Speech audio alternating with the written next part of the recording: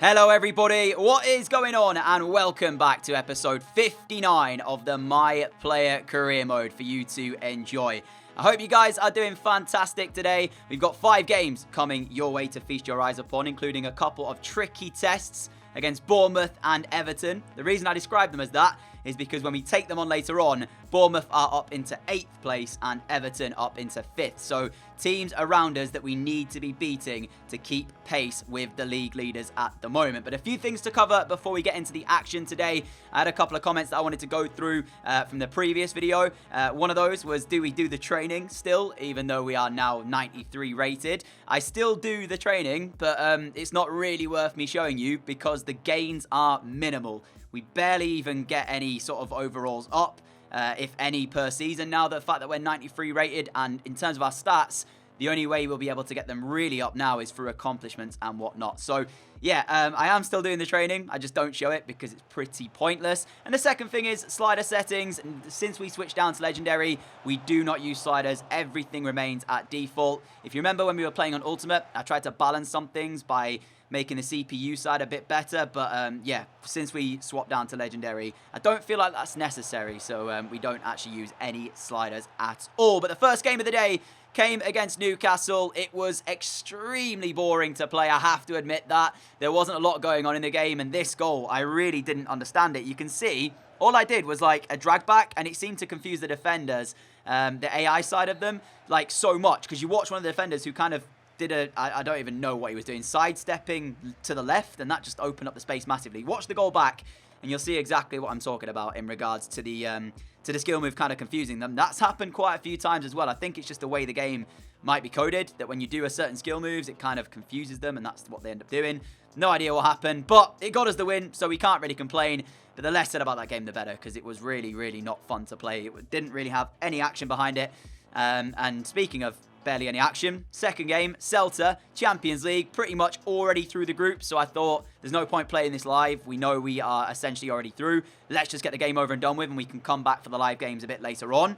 But yeah, again, another game that just really lacked any sort of quality. The first bit was actually decent. 22 minutes in, it was a good effort, but he was saved by Ruben Blanco, who clearly enjoyed this save as well. I tried to get past the defender, did it, without even really doing any skill whatsoever. But ultimately, we did not find the goal to go in front. And in the second half, tried to feed the ball across the face of goal, cleared away by Celta, and the eventual chance came to nothing. So yeah, apologies for these two games here. I don't know what was wrong with us. Sometimes you get these games in career mode where not a lot happens, and when I'm finishing like that, who can really blame us? Terrible shot indeed. Full time, 0-0. It hasn't quite secured our spot in the knockout rounds of the Champions League, but that will basically go on to the very next game. But fingers crossed it gets better from here on out with the first live game of the day. The first of 2 tricky games we've now got coming up as we take on Bournemouth at Old Trafford first, followed by Everton away at Goodison Park. And as you see by the table, this could be the game where we end up slipping up. Bournemouth up into 8th after 11 games have been played. A victory, though, could see us climb as high as 2nd place, depending on how Liverpool get on in their game. We do have a game in hand as well, so victory will put us on the same points as Chelsea, but they have a better goal difference. So, yeah, there's 3 teams on 26, 2 on 29, so it's all pretty close right now. And with Everton still to come as well, they are 5th currently, so keep one eye on that. We've also got a couple of England games in between then, but I'm not sure if I'll be playing in both of those or not. Now, as we go into game against Bournemouth, apparently we're wearing the Barcelona kits for this one. I've got no idea. Let's just head off into the match and see how it goes. Bournemouth go with a 4-4-2, and interestingly, Philip Billing, 6'6". He usually plays central defensive midfield, is starting up front for them in a 4-4-2.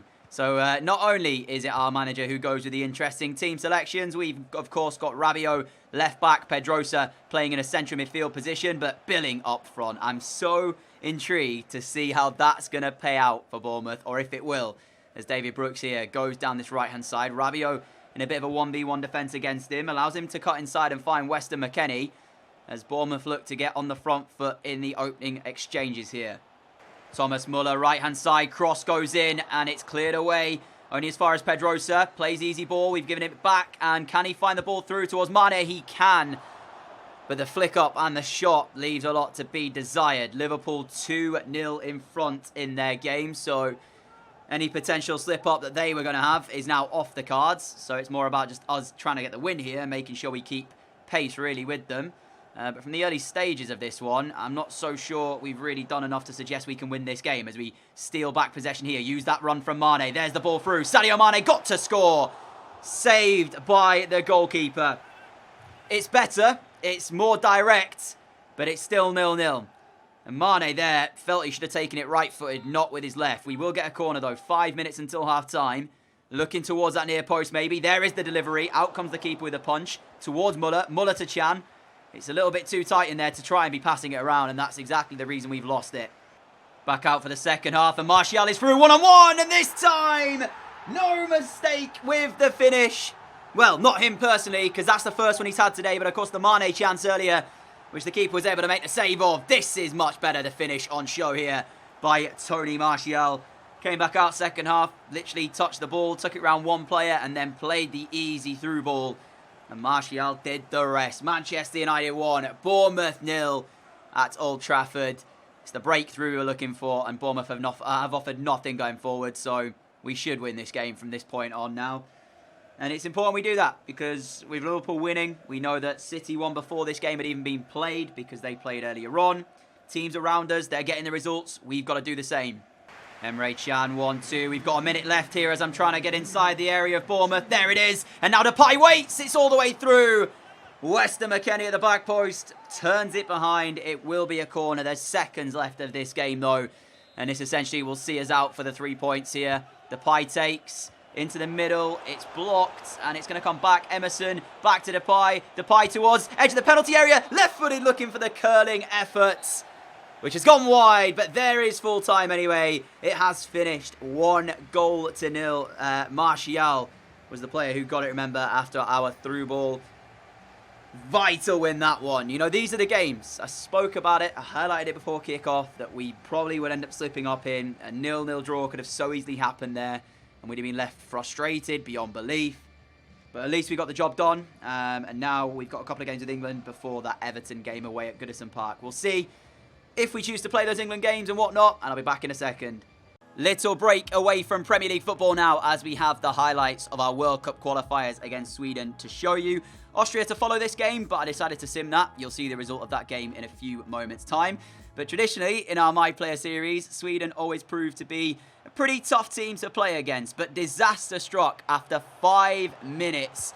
When we got into the penalty area, pulled it back, Raheem Sterling's effort, saved by the keeper, but a trailing challenge coming in from Hollander, which saw him see a straight red card. So they were reduced to 10 after only minutes into the game. Kane stepped up with the resulting penalty, went for the chip off the post, and Olsen had it. But 0-0 with 80+ minutes to play. It was always going to be a big ask for Sweden to keep us out in this. And not too long later, we did get in front. Dele Alli back post, found him with the low cross, and he did the rest with the finish. Class as always. I mean, when you have runners inside the area, we had 3 to pick out. Kane, Sancho, Ali.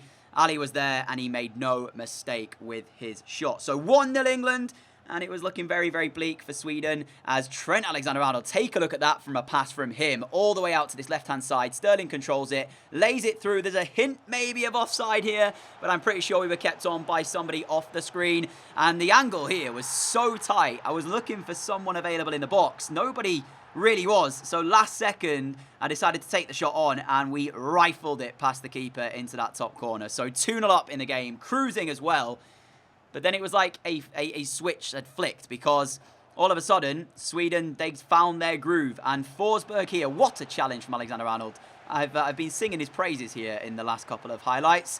Forsberg, though, got through, and the finish didn't really have much behind it, but it found its way into the back of the net. And all of a sudden, Sweden felt like they'd got a second win. They felt like maybe there was something in the game for them. And I have to say, second half, we rode our luck a little bit. Pickford was definitely the player of the second half. I mean, here the first shot comes in, he makes the save, and then at that point, the substitute came through, were taken off, and then they got the corner, which again, it wasn't really dealt with very well. They put it back in, Forsberg to Kraft here, Kraft through for Isaac. Isaac's shot saved by Pickford, and without him, it would have been 2-2. So I take my hat off to Sweden. We got the win in the end, but fair play to them, playing with 10 men, giving it a right good go.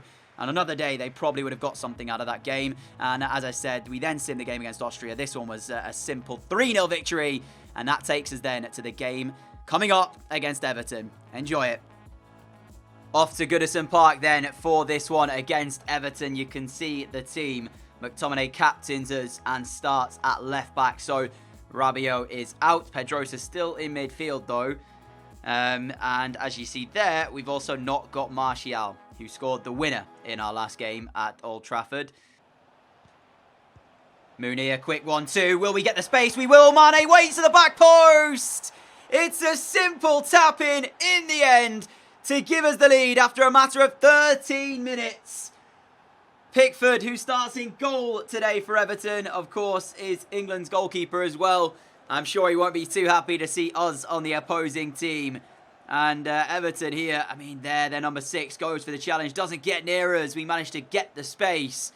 Pickford tries to close the angle, but that left a gaping space at the back post. And there was Sadio Mane.